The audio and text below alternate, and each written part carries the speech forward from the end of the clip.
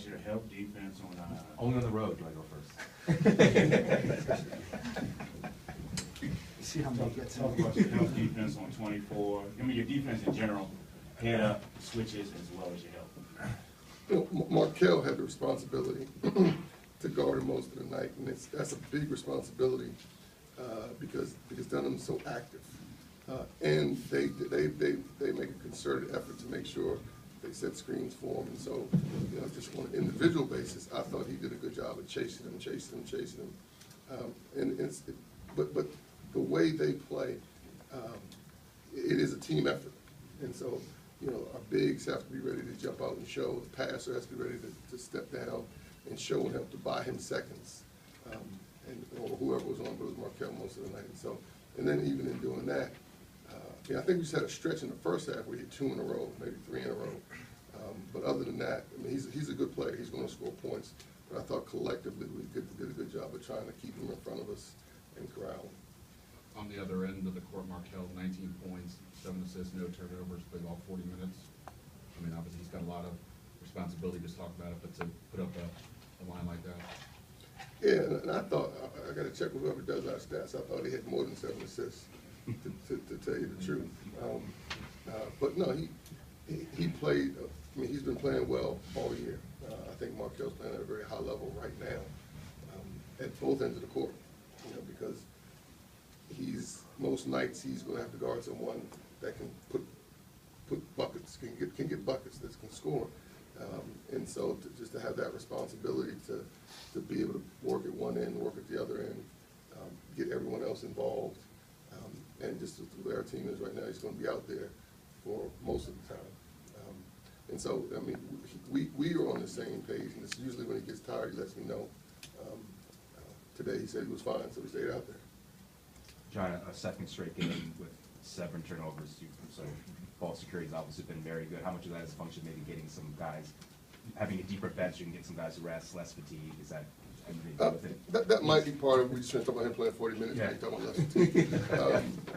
You know, I think the guys, they understand what we're looking for, and we're not forcing anything. I think, you know, we had 7 turnovers, and I think 5 of them were in the first half. I think we only had 2 in the second half. I'm not positive about that. But we understand, like, this group, we can't turn the ball over. You know, we have to find a way to get to the foul line. We have to find a way, which we didn't do a great job of today. We got to do a better job of us hitting the offensive boards to help manufacture possessions, to manufacture points. And so the guys realize that we can't just be careless with the ball. And how encouraging is it? You only hit 1 3, but offensively just seemed to execute extremely well, especially in the second half. Well, I've said this several times. I mean, this team, unlike some teams we've had in the past, is not a 3-point shooting team. We've got guys that can make threes, but you know, we rely more on getting the ball into the post to various people. We rely more on drives, and you know, then if we get threes, we get threes. But it's not like some teams I've had in the past where we knew going into the game that we need to hit, you know, 6, 7, 8, 9, 10, 12 threes to be in the game. This team can score different ways. So as long as we're getting penetration, as long as we're getting the ball into the paint, as long as we're getting to the foul line, we don't need to make a bunch of threes. And that being said, we can. Coach, have you ever had a point in your career where you lose 4 or 5 in a row that are all close? And if so, at what point does it become mental, you know, from the Butler angle?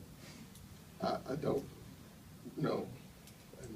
So you're going back to last week. You can't move on from that. I mean, it's sorry to bring it up. It's hell.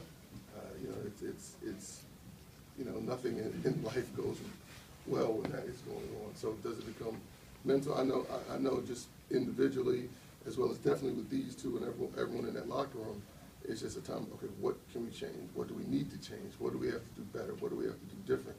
It's just because you're trying to get out of that hole. You're just trying to get out of that hole. And we're still climbing out of it. We're still climbing out of it, but the guys, through it all, I think we work really hard. And you know, the composition of our team changed. When you lose Josh, you know, regardless of the points that he gets or doesn't get, when he's on the court, he commands so much attention that you set systems up to take advantage of that. And you lose that unexpectedly in the middle of the season, you got to make adjustments. And at the same time, Jabril gets a broken jaw. and then Moses gets a 1-game suspension. So we just have to fight our way out of it. Someone was saying something back in the back. In the back, John, you had talked about, before those the two on the road, that you had talked about wanting to get to the foul line more. But in the second half today, penetration was there a little bit more, and you were able to get there a little bit more than you have been. How good a feeling was that, knowing that that's what you have to do? Well, we know we have to do that. You know, we have to get fouled. We have to get to the line. And the last couple of games, I feel like I might be having revisionist history, but I think we've been putting them in. You know, we've been putting the ball in the basket. We've been making our foul shots, which is key.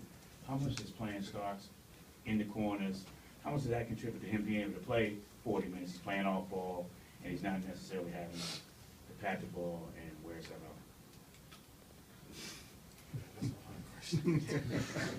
So, the answer to that question is Markell Starks doesn't get time. He, in terms of his physical conditioning, in terms of taking care of his body, in terms of preseason, fall, summer, spring, working hard, preparing his body, he does that, has done that more so in a more diligent manner than probably any player I've ever coached. And so to come out and play 40 minutes is easy, right? But now to your point, you know, when you have Devontae out there, you have Jabril out there, even we can put situations with the balls in Nate and Mikhail's hand. We do have other people that can make plays for him and make plays for other people. He does not have to have the ball in his hands all the time. But that being said, coming down the stretch, I think we all want the ball in his hands. Questions for players? Hey, Markell, you're recognized at center court at the beginning of the game. You know, you get it from me reading coach. You sense this game would be maybe kind of special for you. Go 19-7 with no turnovers. I mean, today's game was just a fun game. Obviously, down the stretch, we have to be smarter. I think we all understand that. But today's game was just a fun game. I mean, right now I'm just having fun. I'm just having fun playing the game. And you know, obviously, we've dug ourselves in a hole. And you know, obviously, as Coach mentioned, we're fighting to get out of it. Big picture, what does a 3-game win streak do for you and Nate? What is kind of mindset, you know, confidence, all that kind of stuff? Well, first, Nate, outstanding game today, dude. Outstanding game. No, seriously. But you know, for him, you know, as seniors, you know, it's time to turn the corner. It's no tomorrow for him, and you know, for the other seniors, it's no tomorrow for us. So, you know, obviously the urgent button has been, you know, we all have a sense of urgency, you know, as a program. Nate, for you, just big picture, 3-game win streak, what does that do for the team? You know, it's big, and obviously the timing of it is, you know, the only timing it could be for us. And you know, at this point, it's just let's go on an 8-game winning streak. You know, 3 is great, but you know, we don't have any losses left in us. We need to win every game we play. We're back. One of the bigger plays, Markell, of the game in the second half was driving down the dish to Nate for the dunk. For both of you, can you just explain a little bit what that means to the crowd behind you and at that point in the game? Big momentum shift, obviously. I mean, I know 9 times out of 10 when I'm driving, I know Nate is going to be there regardless. Not you know, taking away from any of the other players, but you know, obviously, I mean, I just made a play. You know, I saw opportunity to drive. He was there, stepped up, dunked it. Crowd went wild. Hey, what did you guys take out of the tough times in January that you hope will help you as you move forward? You know, just kind of to reiterate what Coach said, it was hell, it was terrible, you know, and us three, you know, specifically, we're constantly talking, and Markell and I, you know, we came together a bunch, and you know, always trying to figure out how to get out of it, and that wasn't working. And we knew that, you know, once we kind of got everybody to rally and got everybody to stay on the same page, and you know, getting everybody to understand that we can get out of it, we can go on a streak, we can win 8 games in a row. That's not something that's impossible. That's something that we did last year, and you know, just stressing the importance of everybody keeping their head up and keep working hard, and you know, be diligent with us winning. And that was the most important thing. Second round. All right, Markell, first half, hesitation move, pull up, elbow. How did it make you feel? Man, I've been doing that ever since I've been playing, so, you know. How did it move? It still was nice though. I mean, just in rhythm, that's all, just in rhythm, that's all, you know. Markel, first 10 minutes, I think you guys had 5 turnovers. Offense didn't look very efficient out there. What really changed or started clicking for you toward the end of the first half that really carried over into the second half for you guys? Enough is enough, you know. Enough is enough. It's like, you know, we do have a game today. You know, it's the gray out. You know, we got to come ready to play. And then, you know, coach kind of looked at me like, come on, man, let's go. And then, you know, as Nate said, you know, the three of us, you know, we're constantly talking. So, you know, eventually, you know, it just a light switch just went off, and we just got off rolling. When your backcourt's playing so well and taking such great care of the ball, I mean, how much more enjoyable is it for you guys to play, and how hard are you guys to stop? We're very hard to stop, and you know, that just puts more of a point of emphasis on the front court. We got to rebound. You know, these guys are in rhythm. These guys are making plays for other people. They're scoring, and you know, as long as we rebound, you know, teams aren't going to beat us. Hey, John, they had you, I think, 8-1 on the offensive glass early on. You obviously changed that. Was there anything said or to kind of motivate, spur that on, or? Yes. Yeah. Yes, I mean, they early in the, and I think one thing that should be said is you look at that team, and it's one thing, you know, I think these guys understand, to make sure everyone in the locker room understands, that you can look at their record, and they've had so many close games. That's a really good team. That's a well-coached team.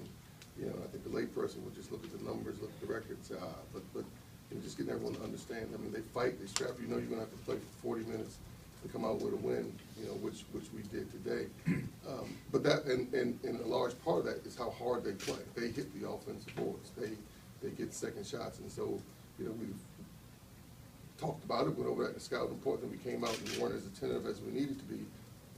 And then they got we called a timeout. We reminded them that that's something that's important, and we took care of it. Coach, what did you think of the production today from Aaron and Jabril coming off the bench? You guys got off to a slow start, and for the game, they kind of changed the energy on the floor. No, it's no doubt. Those two were key. And we can talk. I mean, Markel's lefty floated a long shot. He hit the pass to Nate. Jabril's post up was key. The key point, maybe the biggest basket of the game. To tell you the truth, we needed that. But those two. That's their job. Those two, their responsibility is to come in, to give us a boost, to give us energy, to make the hustle plays. Those two, and they both did a very good job of it. They have been doing a very good job of it. But today was no exception. That's what their job is. Jabril was a starter in the beginning of the year. Now, with coming back from injuries and coming off the bench, are you planning to keep him coming off the bench because of that energy he provides? We'll see. Anything else? Thank you.